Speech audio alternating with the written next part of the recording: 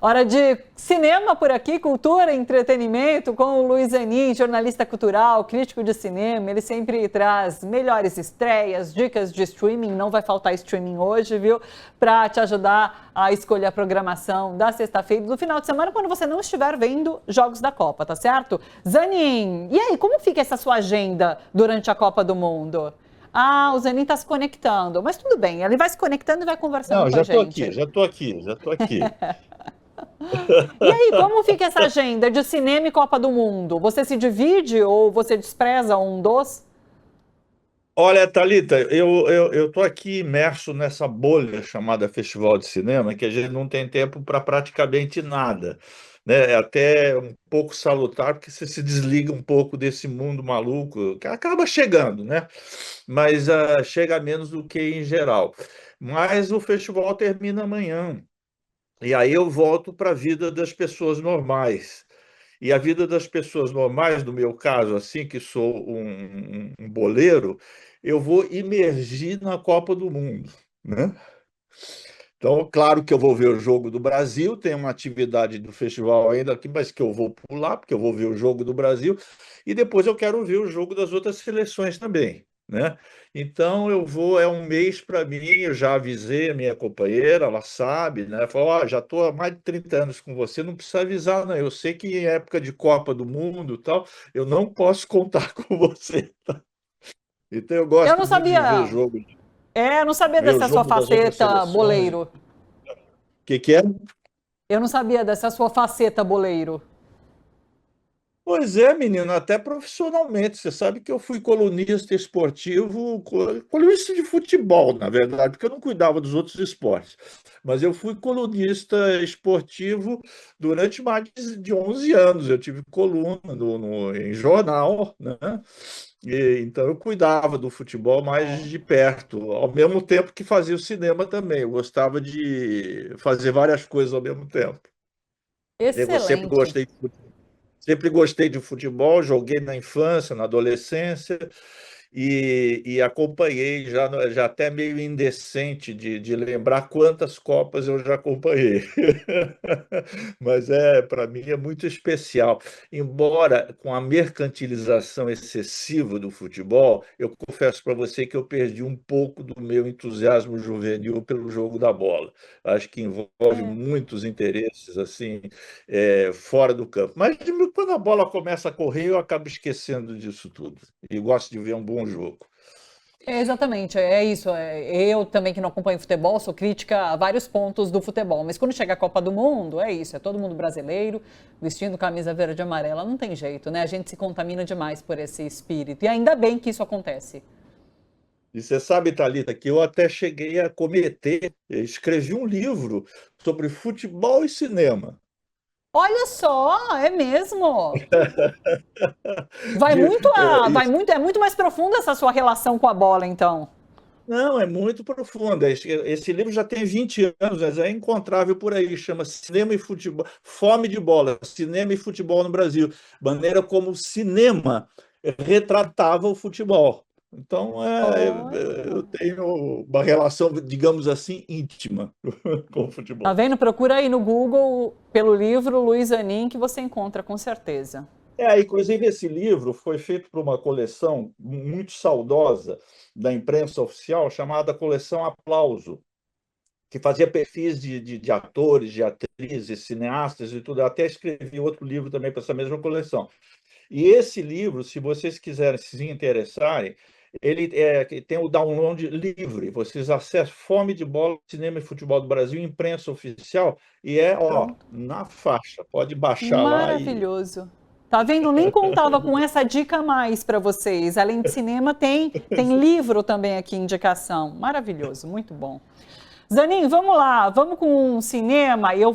A gente, bom, temos 3 estreias de filmes e depois a gente já vai partir para o streaming, conforme prometido para a galera que nos acompanhava Perfeito, na semana perfeito. passada. Então vamos começar com essa grande estreia, a principal estreia da semana, que é o Dia D, que é esse filme do Steven Spielberg. É. Eu, assim, tô super curiosa sobre, porque ele fala sobre, inclusive, vidas extraterrestres, né? Conta pra gente sobre esse filme. Exatamente, Thalita. Eu não queria perder essa estreia de jeito nenhum. Eu estou aqui em Curitiba, eu fui a uma sessão de imprensa aqui mesmo durante o festival. Eu cabulei a atividade do festival, que seria um debate, e fui conseguir ver o filme aqui em Curitiba e até escrevi para o jornal. Está lá no portal também. Mas eu estava muito curioso também para ver, não só pelo fato de ser do Spielberg, que é um veterano. O Spielberg tem 79 anos, vai fazer 80 anos. Ele tem 39 filmes, se não me engano, né? Quer dizer, tem toda uma carreira. Ele vem da chamada Nova Hollywood, que era um grupo de jovens. O Francis Ford Coppola estava entre eles e vários outros, né? Que renovaram a linguagem cinematográfica de Hollywood, né? Depois muitos deles foram para o cinema, um comercial mesmo para valer, que é o caso do próprio Spielberg. Mas ele nunca deixou de fazer filmes assim que você pode criticar, você pode gostar mais ou menos um ou de outro, mas são sempre interessantes, a gente sempre vai ver. E esse é um tema que ele já tratou em vários outros filmes dele. Quem não lembra, por exemplo, do ET, o extraterrestre, Guerra dos Mundos, Contatos Imediatos de Terceiro Grau, né? São filmes que ele trata dessa questão da vida inteligente em outras localidades desse vastíssimo universo, né?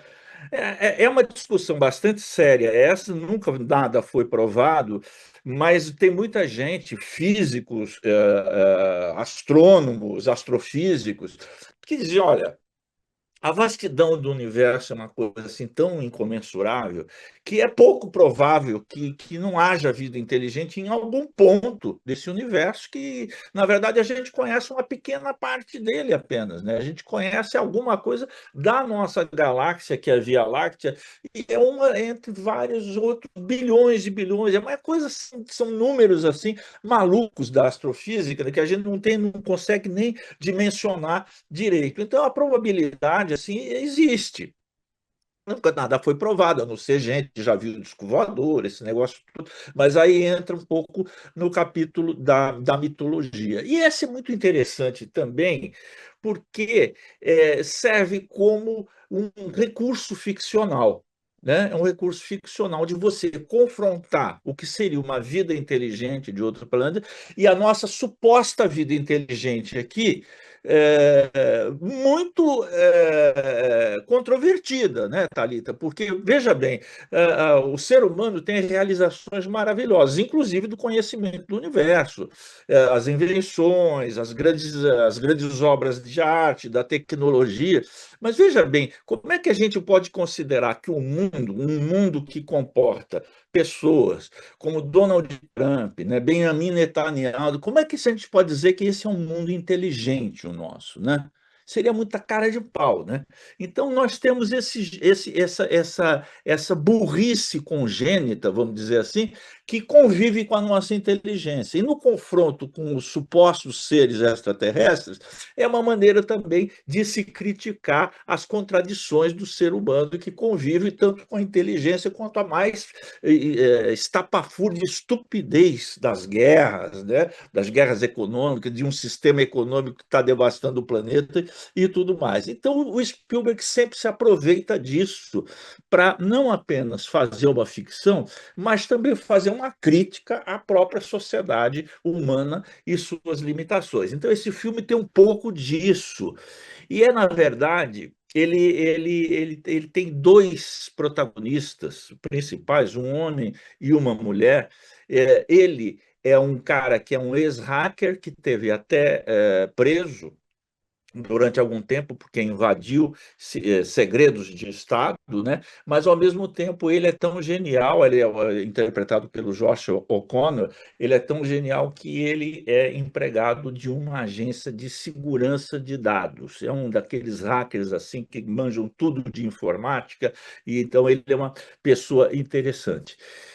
E a outra pessoa, que é vivida pela Emily Blunt, ela é uma moça do tempo, faz a parte de meteorologia de um programa de TV. E eles começam a interagir porque o personagem, o Daniel, que é o personagem do Josh O'Connor, ele acha que existe um segredo que está sendo guardado a sete chaves pelo governo, mas que seria preciso divulgar esse segredo para o bem da humanidade, né?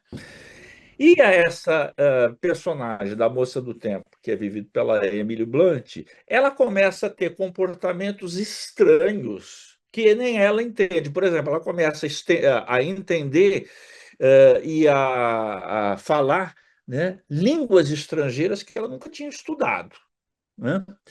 Ela consegue se aproximar de uma pessoa e, por telepatia, ela saber tudo daquela pessoa, da vida pregressa daquela pessoa, sem jamais ter conhecido aquela pessoa.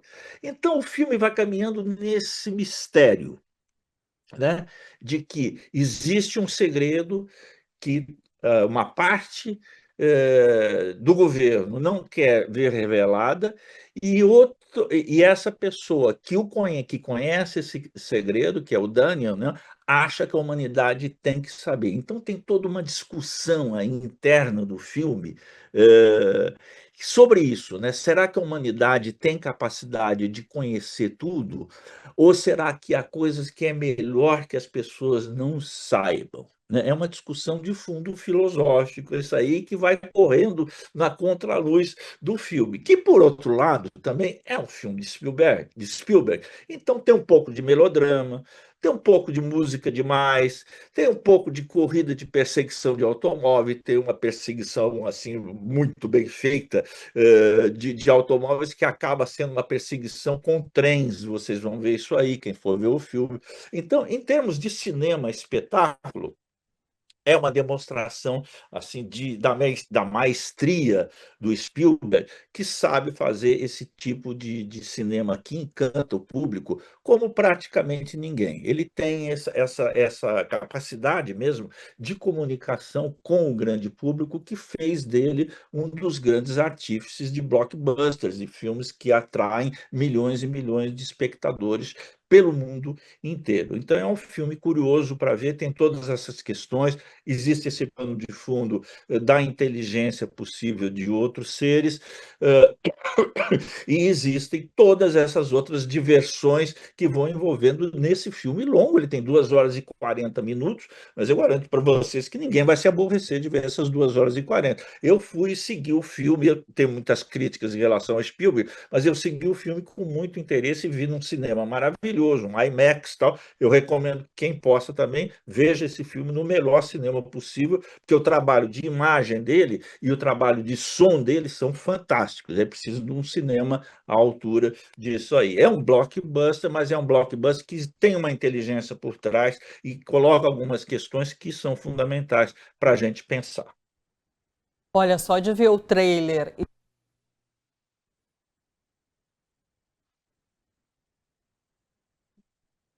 Não, né? Eu te vi. Né? A gente aqui Eu perdi, vidrado, nossa.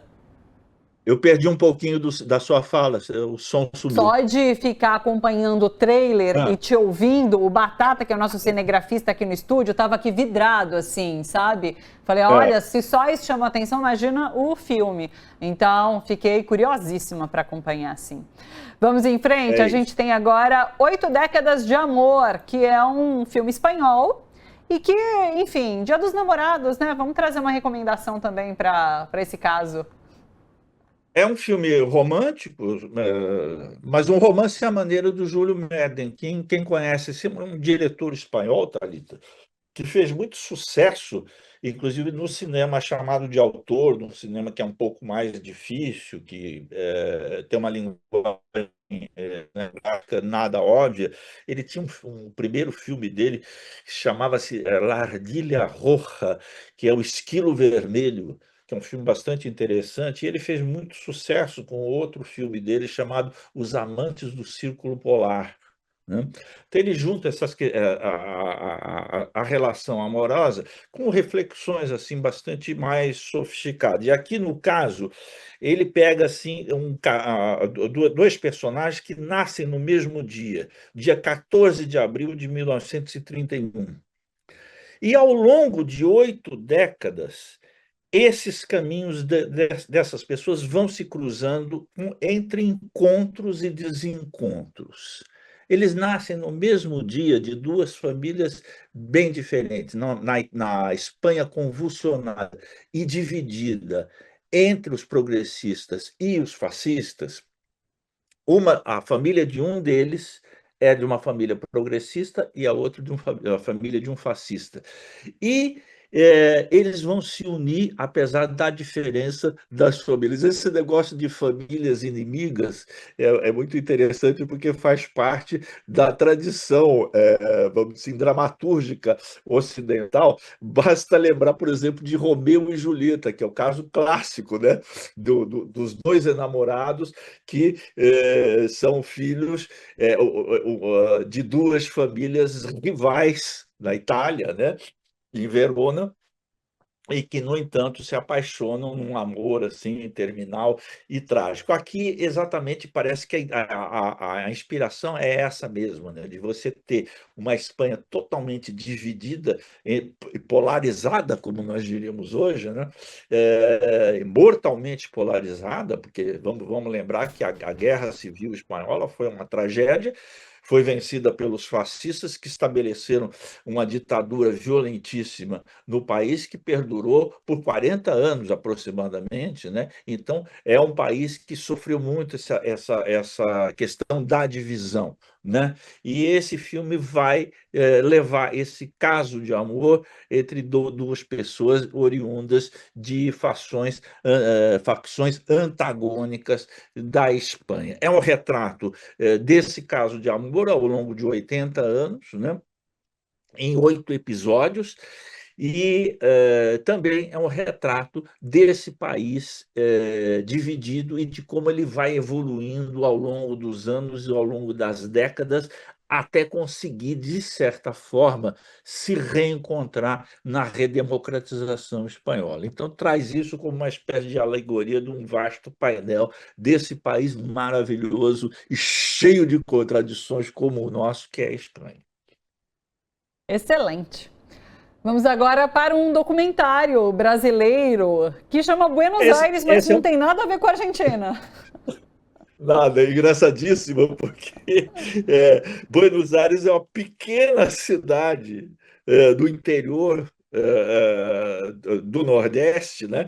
E que tem o mesmo nome da capital, da imensa cidade de Buenos Aires, sofisticadíssima cidade de Buenos Aires, populosa, importante capital dos nossos vizinhos aqui, dos nossos irmãos argentinos. Essa Buenos Aires é pequeniníssima, né? Tem poucos habitantes, vive no interior e tal, mas ela assume o nome, Thalita, de uma tal forma, então, que os habitantes se dividem, por exemplo, em Copa do Mundo, há os habitantes de Buenos Aires que torcem pela Argentina, porque eles se consideram parte assim, parte da tradição portenha, então eles se sentem mais à vontade torcendo por Maradona e por Messi do que por Pelé e Tostão, né? Então, é muito engraçado isso aí, e existem, e tem os times de futebol lá, tem o filme, o time do os times da cidade de Buenos Aires, né? O Boca Juniors, né? Por exemplo, tem um Boca Juniors da cidade de Buenos Aires brasileira, né?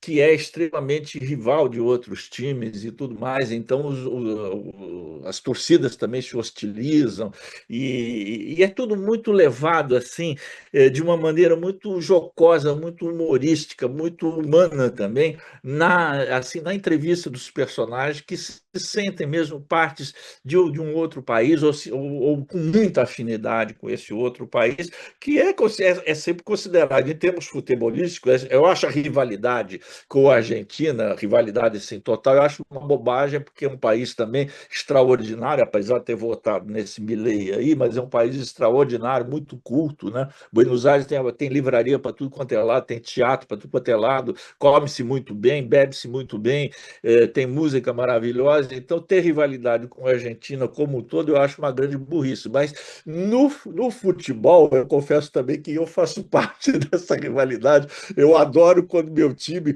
era capaz de ganhar, por exemplo, do Boca Juniors, né? Do grande Boca, do River Plate, né? Dos grandes times argentinos. E isso está tudo nessa mentalidade. São coisas estranhas que acontecem, que a partir de um nome as pessoas incorporam, vamos dizer assim, um estado de espírito e uma preferência. É um pequeno documentário, mas muito interessante, muito legal. Quem é que for assistir vai passar uns bons momentos, vai dar risada e vai ver uma realidade que nunca pensou ter existido. Muito bacana, muito bom. Agora a gente vai para streaming, vamos colar futebol, né? Porque o streaming, a dica de hoje, tá na Netflix e a Brasil 70, a saga do Tri. Olha, Thalita, a gente ficou devendo na semana passada isso aí. Eu Isso. já avisei, pessoal, vejam isso aí porque é bem interessante. E eu te confesso o seguinte: eu fui ver esse streaming não com um pé atrás, com os dois pés atrás. Porque aí uma coisa pessoal, é uma coisa da minha geração. Para mim, a Copa, de todas as Copas que eu vi, de todas as conquistas que eu vi do Brasil, a mais emocionante foi essa de 1970, né? Por alguns motivos, que a gente tinha realmente uma seleção maravilhosa, né? Há quem diga que foi o maior time de futebol formado em todos os tempos. O grande historiador Eric Hobsbawm, do qual eu sou leitor, que é um magnífico historiador de formação marxista, ele tem uma frase famosa sobre a seleção brasileira de 70. Ele diz o seguinte: ninguém que tenha visto a seleção brasileira de 1970 jogar pode deixar de considerar o futebol como uma espécie de arte. Era o futebol arte por excelência.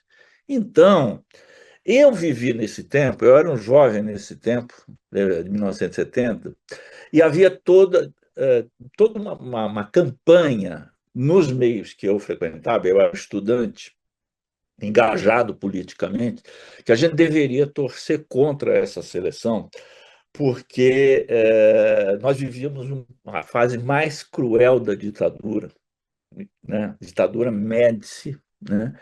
E a gente temia, com razão, que uma vitória da seleção pudesse servir aos interesses da ditadura. Mas quando a bola começava a rolar, ninguém conseguia torcer, pouca gente conseguia torcer contra, porque era absolutamente encantador ver aquele time jogar. Enfim, estou trazendo essa lembrança para dizer o seguinte: que eu duvidava que uma série pudesse refazer o espírito daquela época, principalmente pelo fato de não ser uma série documental, trabalhar com os personagens verdadeiros, mas usar de atores que iam representar Pelé, Tostão, Gerson, Zagallo,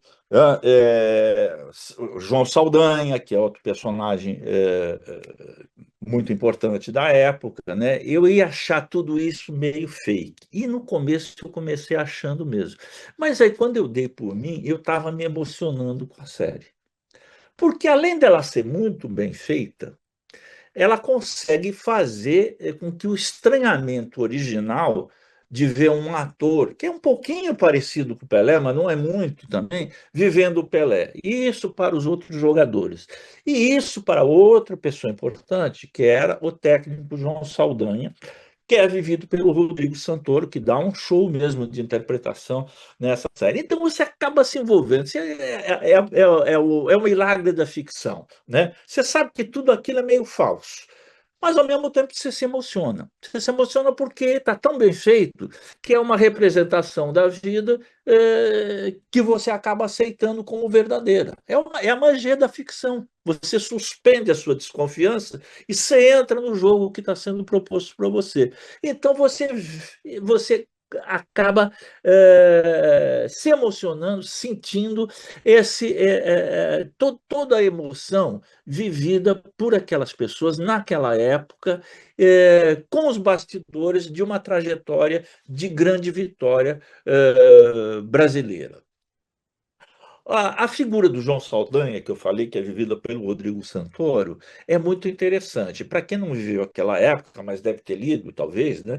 O João Saldanha foi o cara que formou a seleção brasileira, né? Essa seleção foi formada. Mas acontece o seguinte: no auge de uma ditadura de extrema-direita, o João Saldanha era um comunista, confesso, aberto. Ele não negava isso e enfrentava. Quer dizer, ele colocava a vida dele em risco, né, naquele regime lá. E ele chegou a técnico da seleção. Né? Ele tinha sido técnico do Botafogo, gaúcho, radicado no Rio de Janeiro, chegou a técnico do Botafogo, depois foi para a seleção e formou essa seleção. Né? E há 3 meses da Copa, ele ousou desafiar o ditador de plantão, que era o Garrastazu Médici, que queria um determinado jogador na seleção e ele não queria. Ele falou que não, que era o Dario. Ele falou: não vou colocar esse jogador. Né? É a frase famosa dele. O Médici escala lá o ministério dele e eu escalo o meu time aqui. Eu não dou palpite no ministério dele e ele não vai dar palpite aqui no meu. Isso parece uma bobagem hoje em dia, que a gente vive na democracia, mas falar um negócio desse naquela época era botar o seu pescoço assim em risco. Né? E o Saldanha era esse cara corajoso que tinha esse peito mesmo de dizer as coisas que lhe passavam pela cabeça. E acabou sendo demitido, foi substituído pelo Zagallo, que fez um belo trabalho sobre a base do Saldanha, que o Saldanha já tinha deixado, e foi cobrir a Copa, o João Saldanha, como jornalista que ele era. Né? Então, tem toda essa convivência de um time que tinha sido formado basicamente por ele e sobre o qual ele não mais apitava nada, porque tinha sido demitido, mas estava lá fazendo a cobertura esportiva e entrava no vestiário, falava, conhecia, era amigo dos jogadores, era amigo de todo mundo, conhecia, inclusive o Zagallo, que vinha do Botafogo também, como ele. Né? Então, tem tudo isso aí. É, desse meio, dessas entranhas dessa minissérie de 5 episódios que são absolutamente encantadores. A tal ponto que quem viveu aquela época intensamente, como foi o meu caso, e o caso de todo mundo da minha geração, né, aceitar, né, que o Pelé, por exemplo, seja retratado, isso é uma das coisas mais duvidosas dessa série, foi retratada como assim uma pessoa atormentada por coisas da infância dele e tal, né? E que não correspondem exatamente, vamos dizer assim, à verdade dos fatos. Tanto é que eu vi essa série e eu fiquei torcendo para alguém que tivesse realmente vivenciado aquilo tudo por dentro e não como espectador, como era meu caso, né, pudesse falar daquilo. E por sorte da gente, o Tostão abordou isso aí na coluna dele. E ele falou exatamente isso, né? Ele falou: a série toma uma série de liberdades, várias liberdades que não correspondem à realidade. Então ele enumera, por exemplo, na série aparece o Tostão e os outros jogadores botando o Zagallo contra a parede porque o Tostão não era titular do time. O Zagallo, que era o técnico, preferia um outro jogador no lugar dele, como centroavante. E na série, os jogadores forçam a escalação do Tostão. O Tostão fala: isso não é verdade. Ninguém nunca forçou ele. Os jogadores conversavam com ele, tinham entrada, pediram, insinuaram que seria melhor, mas ninguém forçou nada a ninguém. Quanto ao Pelé ser atormentado por fatos da sua infância, ele falou: não foi assim. O Pelé era um modelo, tanto de forma física, quanto tecnicamente impecável, e um modelo de equilíbrio emocional, de força emocional, que foi fundamental para a conquista. Pelé era o grande nome Sim. de uma seleção composta por outros grandes nomes. Ele era a liderança dessa seleção que tinha craques assim estupendos que estão, né, todos na história da seleção brasileira e do futebol brasileiro. E por falar nisso, apenas lembrar, lamentando o falecimento ontem de um desses craques, né, que era o defensor Brito, que faleceu ontem, aos 86 anos. Né, ontem ou anteontem, né, exatamente no começo da Copa. Era um dos integrantes desse 11 magnífico do Sim. Brasil. Então, voltando à série, vejam a série, mesmo que vocês tenham dúvidas, porque ela usa de fatos ficcionais para falar dessa grande conquista e nos colocar por dentro dos bastidores. Tem muita coisa inventada lá, mas, na verdade, ela nos transmite aquela impressão mesmo de uma saga, de uma verdadeira epopeia futebolística, como, na minha opinião, jamais se repetiu. Perfeito. Para mim foi uma aula completa sobre o que foi esse tri realmente do Brasil em 70. Muito bom, Zanin, muito legal. Assim, o seu comentário, eu digo, não que eu tenha visto a série, não. O seu comentário para mim foi uma aula aqui, incrível, muito bom. Mas ó, acabou nosso tempo. 12h31 já. Vou me despedir de você. Mas assim, demos a pauta completa, filmes e o streaming para o pessoal curtir nesse final de semana de Copa, viu? Acho importante. Então, assim, bom início de Copa para você. Início não, né? Mas bom jogo do Brasil, bom segmento no trabalho no cinema também. E a gente volta a se encontrar com comentários sobre Copa e cinema na próxima sexta-feira, combinado?